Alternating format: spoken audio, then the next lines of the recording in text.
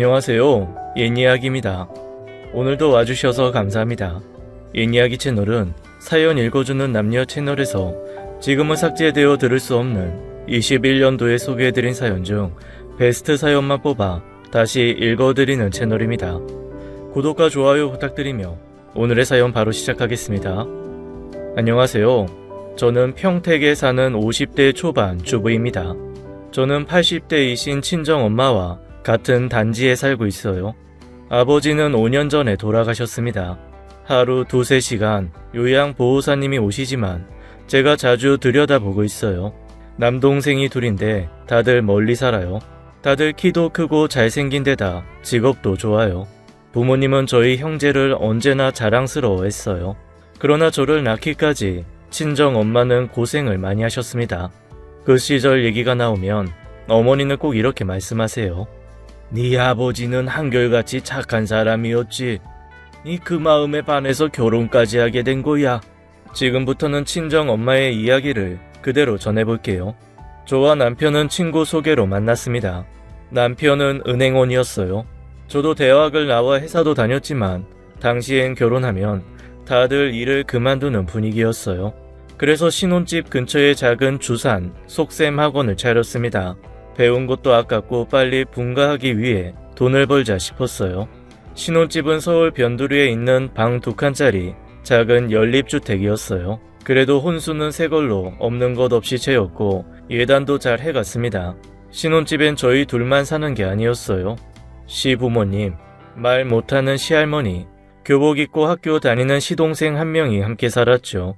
큰 안방은 다른 식구들이 쓰고 저희 부부는 작은 방에서 지냈어요. 부모님은 사위될 사람만 보고 이 결혼을 승낙해 주셨어요.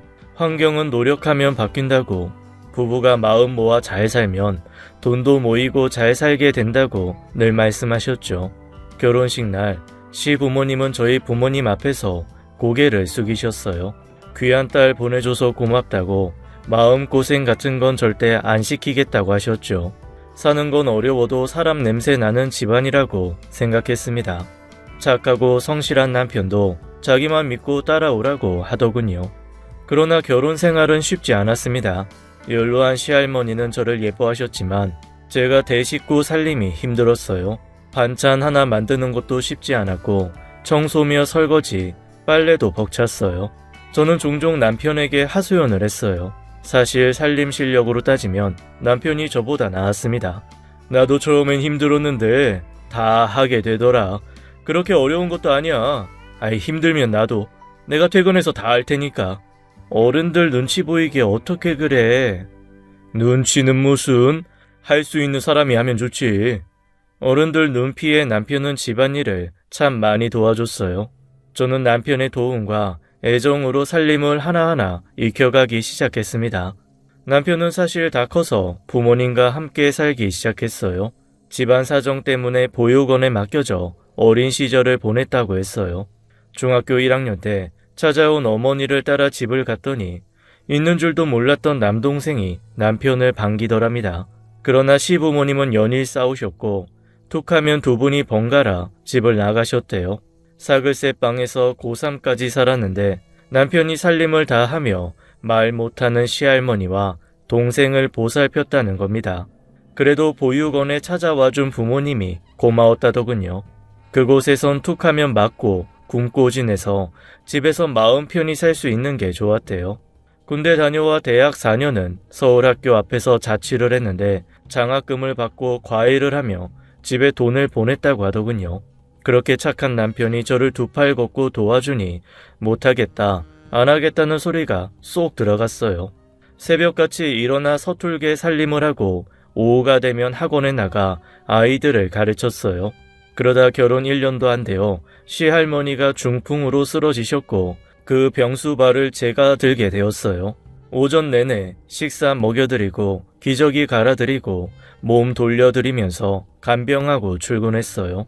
몸은 고되도 마음은 크게 힘들지 않았습니다. 시할머님은 저를 예뻐하셨기에 정도 들었고 그때는 젊어서 할만하다 싶었어요. 그러다 제가 출근하고 남편이 돌아올 때까지 시어머니는 시할머니 근처에도 가지 않았습니다. 남편이 야근이라도 하는 날에는 집에 할머니 용변 냄새가 가득할 정도였어요. 그럴 때면 시할머님은 저를 보며 눈물을 흘리셨어요. 어쩔 수 없이 저는 일을 줄이고 시할머님 보살피게 되었습니다. 친정 엄마는 그런 저의 사정을 아시고는 반찬과 과일, 고기 같은 걸 넉넉하게 보내주셨어요. 그래도 혼자 힘으로 일과 살림, 간병을 다 해내기는 힘들었죠. 시어머니는 하루도 빠짐없이 외출을 하셨고 시아버지 역시 거의 집에 들어오시는 일이 없었어요. 이런 집안 분위기에 저도 점점 지쳐갔습니다. 그런 와중에 저는 가진 줄도 몰랐던 아이를 잃게 되었어요. 하열이 심해 병원에 갔더니 유산을 했다더군요. 충격이었습니다. 시할머니가 계신 집에서 몸조리를 할 수가 없어 친정으로 갔습니다. 저를 보고 친정 엄마는 통곡하셨어요. 수키야, 정서방이랑 여기 들어와 살아라. 시댁 식구 들여다보는 건 여기 살면서도 할 수 있잖아. 둘이 분가할 때까지 여기 살아. 응? 이러다 아이도 못 갖게 생겼다. 정서방한테 이야기해볼게요. 그러나 남편은 처가살이를 할 수 없다며 단칼에 거절하더군요. 그 마음은 알겠지만 그래도 속이 상해 큰 소리가 오갔습니다. 한 번쯤은 생각해보겠다고 할 수 있는 거 아니야? 어떻게 단번에 그럴 수 없다고 말해. 엄마 무안해하는 표정 못 봤어? 내 입장은 왜 생각 안 해? 지금 내가 여기서 처가살이 하면 너 고생시키는 거 인정하는 거밖에 더 돼? 분가할 때 하더라도 우리 집에서 살다가 서로 좋게 매듭 짓고 나올 수 있잖아. 꼭 할머니 저지경이실 때 도망치듯 나와야 하냐? 나 할머니 진심으로 모셨어. 병수발 1년 반 넘도록 혼자 다 하고 다른 누구보다 더 피부치처럼 자식 며느리 손자보다 정성껏 살폈어. 마음으로 했고 누가 알아봐 주길 바란 거 아니었어. 근데 뭐 도망치듯 나왔다고? 내가? 나 아이 잃었어. 가진 줄도 몰랐던 아이였다고. 나한테 어떻게 이래? 처음 보는 제 모습에 남편은 제 앞에 무릎을 꿇더군요. 수키야, 미안하다. 내가 다 잘못했어. 그렇지만 내 생각에는 변함이 없어. 처가살이는 못해. 여기서 몸조리 다 하고 천천히 돌아와. 기다릴게. 할머니 얼마나 사시겠냐. 딱 1년만 더 지내보자. 어? 약속 지킬게. 남편은 간곡하게 저를 설득했고 그날 밤 저를 남겨두고 집으로 돌아가더군요. 부모님은 우리가 싸우는 소리를 다 들으셨습니다. 밤이 깊도록 뒤척이다 거실로 나갔는데 아버지가 혼자 계시더군요. 잠이 안 오냐? 그런 꼴 보여드려 죄송해요. 한번 맺어진 인연은 끊어내는 게 보통 힘든 게 아니야. 특히 결혼은 그렇다. 네, 누구에게나 한 번뿐인 인생 아니겠어. 덜 힘든 쪽으로 결정해라. 아버지는 방으로 돌아가시며 제 등을 두드려 주셨어요. 거실에 앉아 저는 생각에 잠겼습니다. 이대로 남편과 헤어지게 되면 어떨까? 그러나 새 삶을 시작하는 제 모습이 그려지지 않았어요. 남편 잘못도 아닌 일에 이혼을 떠올리는 게 두렵고 싫었습니다. 저는 몸조리 후 다시 시댁 식구들이 있는 집으로 들어갔어요. 시어머니는 제가 들어가자 티나게 좋아하시더군요. 취직을 하셨다며 매일같이 꾸미고 출근을 하셨어요. 할머니, 저 왔어요. 드시고 싶은 거 여기 종이에 써주세요. 해드릴게. 그러나 시할머니는 누운 채로 고개만 저으셨어요. 제 손을 잡고 그저 미소만 지으셨죠. 그러나 주름진 눈가에는 눈물이 번지셨어요. 할머니, 이제 저 어디 안 가요. 울지 말아요. 그저 건강하게 일어날 생각만 하세요. 네?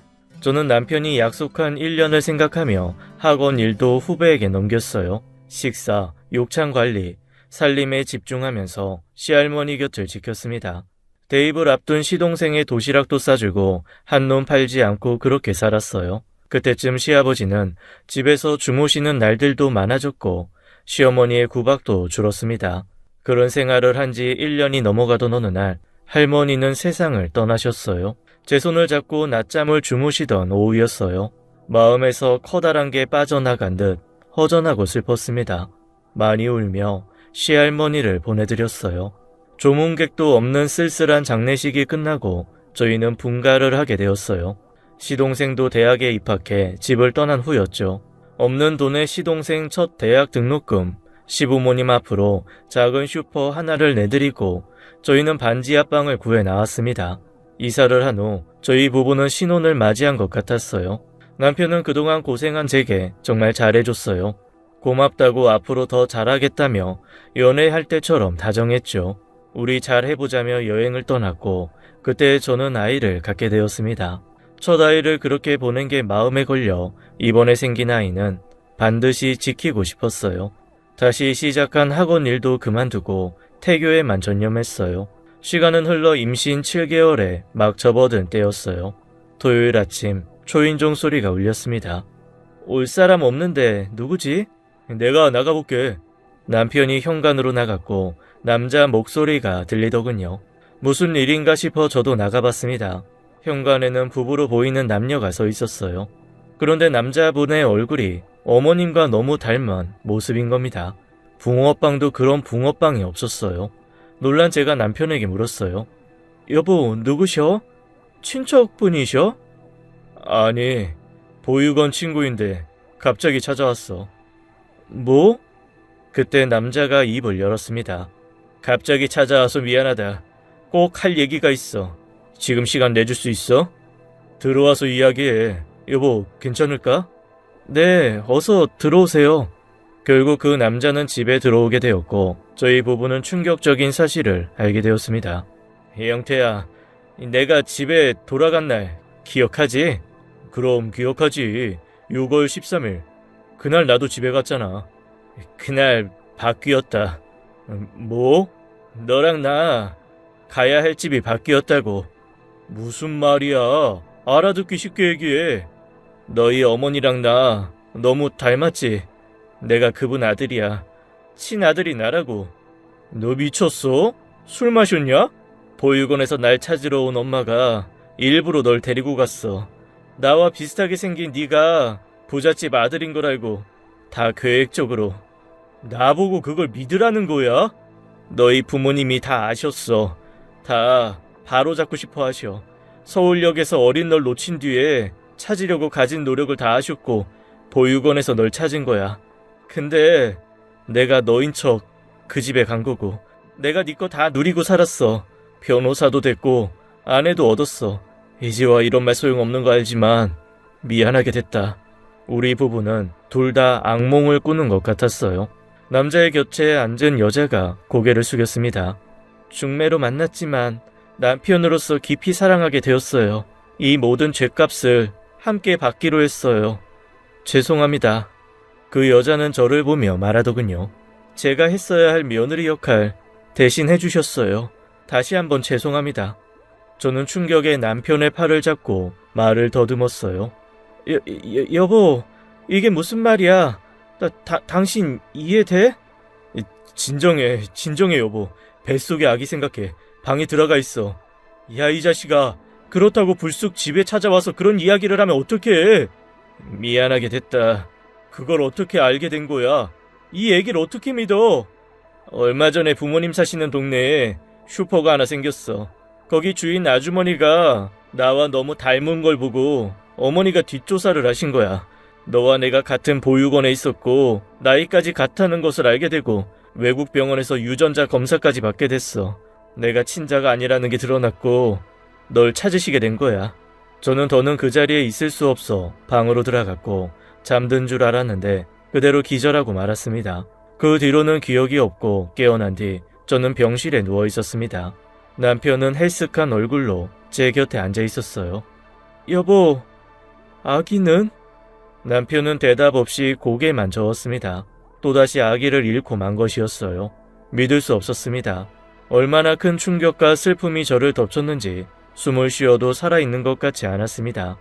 남편과 저는 배신감에서 빠져나올 수가 없었어요. 그 오랜 시간 부모님에게 휘둘리며 희생만 당한 남편도 불쌍하고 끌려간 제 인생 역시 허망하긴 마찬가지였습니다. 전 도대체 누굴 위해 뭘 하며 살아온 걸까요? 생판 남에게 헌신한 지난 삶의 고통 그 자체였어요. 부부의 삶이 제자리를 찾기까지 2년이라는 시간이 흘렀어요.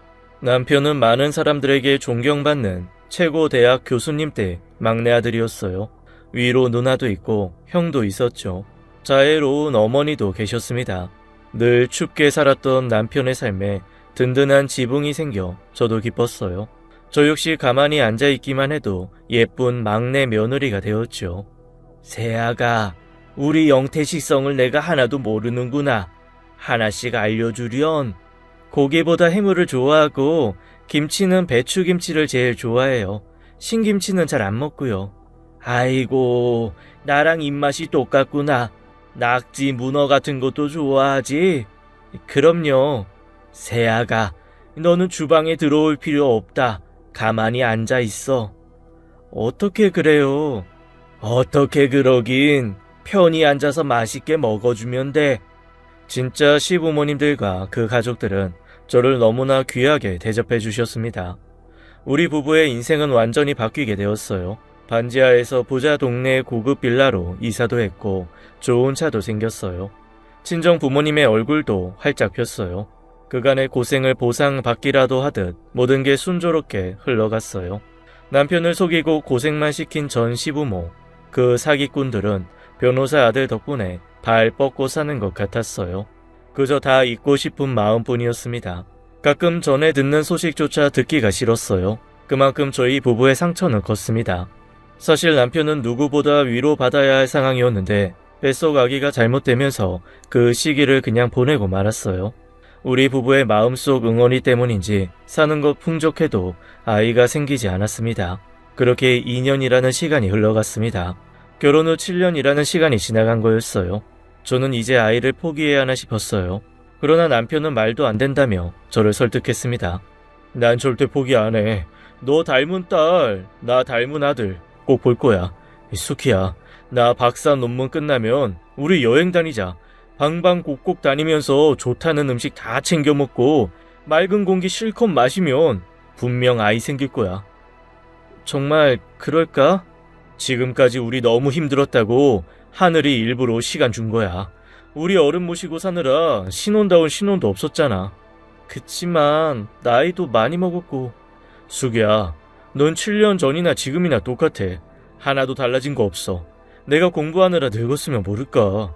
남편은 은행을 관두고 대학원에 들어가 경제학 박사 과정을 밟고 있었어요. 그토록 찾아 헤매던 막내 아들에게 시부모님은 온갖 지원을 아끼지 않았습니다. 남편도 공부를 더 하고 싶어 했고요.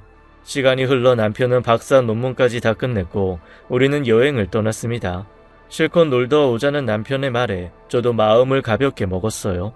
제주도에 가서는 온갖 싱싱한 해산물을 다 찾아 먹었고 돌 하르방의 코를 실컷 만졌습니다. 강릉에 가서는 자식 바위라는 곳을 찾아가 부부가 함께 기도를 올리기도 했어요. 그리고 네 번째 여행을 떠난 경북 울진에서 그토록 기다리던 아이를 갖게 되었습니다. 숲속 산장의 주인분이 저희 이야기를 듣더니 아이 갖게 해주는 골짜기가 있다는 것이었어요. 보름달이 뜬 날 밤 그 골짜기 물로 목욕을 하고 잠자리에 들면 아이가 생긴다는 거였습니다.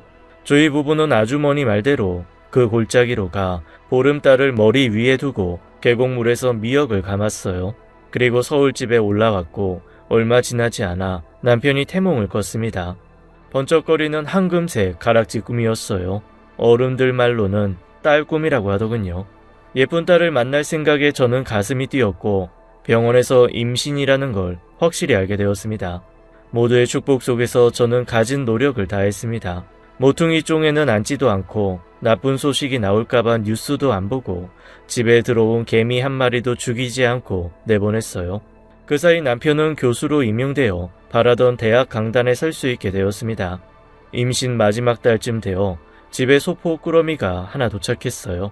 뭔가 싶어 보는데 이름이 낯이 익었습니다. 생판 남인 줄도 모르고 매일 도시락을 2개씩 싸주고 교복을 다려주며 열심히 뒷바라지했던 남편의 가짜 동생, 저의 가짜 시동생이었습니다. 소포는 묵직했고 열어보니 편지도 있었어요. 부모님을 대신해 지난 일을 진심으로 사과하고 싶다는 내용이었습니다. 태어날 아이를 볼 수는 없겠지만 분명히 착하고 예쁠 거라면서 내복과 신발 같은 것들을 보냈더군요. 그리고 반성할 줄 모르는 부모님이 싫어 거의 의절했다면서 언젠가 꼭 한번 만나달라는 얘기가 써 있었어요. 저는 시동생이 보내온 큰돈을 보고 깜짝 놀랐습니다. 그 돈이면 서울에 웬만한 전셋집 하나 구할 수 있는 액수였어요. 이 돈 당장 돌려줘요. 시동생, 아니 그 사람한테 당장 보내요. 일단 둬봐. 이런 큰 돈이 어디서 났나 모르겠네. 갖고 있기 불편한데. 보낸 이유가 있겠지. 그냥 둬. 나중에 한번 만나볼게. 그리고 얼마 안 있어 저는 큰딸을 출산했어요. 결혼 9년 만에 얻은 자식이었습니다. 남편과 저는 기쁨의 눈물을 흘리며 딸을 맞이했어요. 자는 모습도 웃는 모습도 예뻤고 방구 냄새까지 향기로웠어요. 보고만 있어도 배 부르다는 말이 뭔지 알 것 같았습니다. 그리고 아기의 돌잔치를 치른 며칠 뒤 전 시동생을 만나게 되었어요. 외출했던 남편이 데리고 왔더군요. 전 시동생은 저와 아기를 보며 눈물을 흘렸어요. 울지 말아요. 아기가 이렇게 방긋방긋 우는데 다 큰 총각이 왜 그렇게 울어? 그러게요. 자꾸 눈물이 나네요. 장승같이 서 있지만 말고 앉아요. 지붕 안 무너져. 그동안 잘 지냈어요? 형수님. 시동생은 제 앞에 엎어져 엉엉 울었어요. 그렇게 한참을 울다 일어나 입을 열었습니다. 형수님, 할머니는 다 알고 계셨어요. 네? 그게 무슨 말이에요? 부모님이 자식도 아닌 형과 형수 데려다가 고생시키는 거 다 알고 있었다고요. 여보, 이게 무슨 소리야? 남편은 침통한 표정만 짓고 있었어요. 미안해요, 형수님. 정말 미안해요. 형수, 첫 아이 잃고 친정가 있을 때 그때 우리 할머니가 다 알았던 것 같아요. 어떻게 알았는지 나도 몰라요. 근데 이런 편지가 있더라고요. 부모님 두 분 헤어지고 집 처분하려고 정리하다가 발견했어요. 형이랑 형수 그만 내보내라는 얘기 보여요? 말도 못하고 글도 서툴지만 어떻게든 며느리 설득하려고 할머니가 애쓴 거 알 수 있어요. 여기 봐요. 제가 돌아가실 때까지 극진히 모셨던 시할머니는 학교에 다녀본 적이 없는 분이었습니다. 남편과 시동생, 그러니까 손주들이 할머니에게 한자 한자 글자를 알려드렸다는 이야기를 들은 적이 있었어요. 그런 분이 몸도 성치 않은 상황에서 며느리, 즉 저의 가짜 시어머니에게 편지를 쓰셨던 겁니다. 너는 사람이 아니라고. 어떻게 생판 남의 아이를 데려다가 이렇게 고생시킬 수 있냐고. 게다가 손주 며느리로 들어온 저는 무슨 고생이냐고 며느리와 아들을 혼내는 내용이었어요. 하늘이 무섭지도 않느냐. 너희가 말하지 않으면 내가 말하겠다. 지옥 불구덩이에 떨어질 것들. 그런 내용이 삐뚤빼뚤 서툰 글씨체로 써 있었습니다. 중풍으로 누워 계시면서도 한 손으로 종이의 글자를 서툴게나마 쓰셨던 분입니다. 물이나 밥이나 하는 것들도 말을 하실 수 없으니 그렇게 하신 거였죠. 그때쯤 어떤 이유로 남편에 대한 모든 사실을 아신 것 같았습니다. 다 아시고도 말할 수 없었던 답답함, 같이 거짓말을 하고 있다는 죄책감이 시할머니를 얼마나 힘들게 했을까요? 저는 눈물 때문에 낡은 편지를 제대로 볼 수 없었습니다. 제가 몸조리를 하고 다시 그 집으로 돌아갔을 때 시할머니의 마음은 어떠셨을지 생각하면 마음이 찢어지는 것 같았어요. 누워 간병하는 저만 바라보다 돌아가신 시할머니의 얼굴이 떠올랐습니다. 피 한 방울 안 섞인 남이었지만 말 못하는 그분의 따뜻한 사랑과 정은 지금까지도 제 기억과 마음에 남아있었어요. 그리고 전 시동생이 보낸 큰 돈은 시할머니가 제게 남긴 전 재산이었어요. 전 시동생이 돌아가고 저는 그 돈을 보자기에 고이 싸서 장롱 깊숙한 곳에 넣어두었어요. 쓰지 않고 간직할 작정으로요. 가짜 시부모는 친아들을 만난 뒤 어쩐 일인지 사이가 더 나빠져 아예 갈라서게 되었다고 했습니다. 그리고 부모가 양쪽에서 돈을 내놓으라고 괴롭혀 변호사 아들도 나중에는 연을 거의 끊다시피 했다는 소식이었어요. 내 가족이 뿔뿔이 흩어져 소식도 잘 모르고 산다는 게 전 시동생의 이야기였습니다. 그날 밤 남편과 저는 서로를 끌어안고 소리 없이 울었습니다. 그동안 한 번도 그렇게 마주보며 운 적이 없었던 것 같아요. 마음이 아파 울어도 서로에게 들키지 않으려 했었는데 오늘만큼은 그러지 않았어요. 우리 오늘까지만 울자, 수키야. 알겠지? 앞으로는 좋은 일만 있을 거니까. 남편의 말에 저는 고개를 끄덕였습니다. 그리고 꼭 1년 뒤 저는 둘째를 가졌고 무사히 출산을 했어요. 아들이었습니다. 그리고 막내 아들까지 낳았어요. 긴 여정 끝에 이렇게 다복한 가정이 완성된 겁니다. 여기까지가 저희 친정 엄마의 이야기였어요. 부모님이 결혼 9년 만에 어렵게 가진 아이가 저였습니다. 그리고 동생들도 낳았고요. 두 분은 저희 삼형제에게 아낌없이 사랑을 주셨어요. 고생 끝에 낙이 온다는 말이 어머니 아버지 모두 자주 하셨는데 삶에서 나온 경험담이었습니다. 저희 친정 부모님이 겪으신 이야기 어떻게 들으셨나요? 저의 바람은 친정 엄마가 남은 여생 건강하게 지내시는 것, 그것 하나뿐입니다. 긴 사연 들어주셔서 감사합니다. 모두 행복하시고 건강하세요. 지금까지 옛이야기였습니다.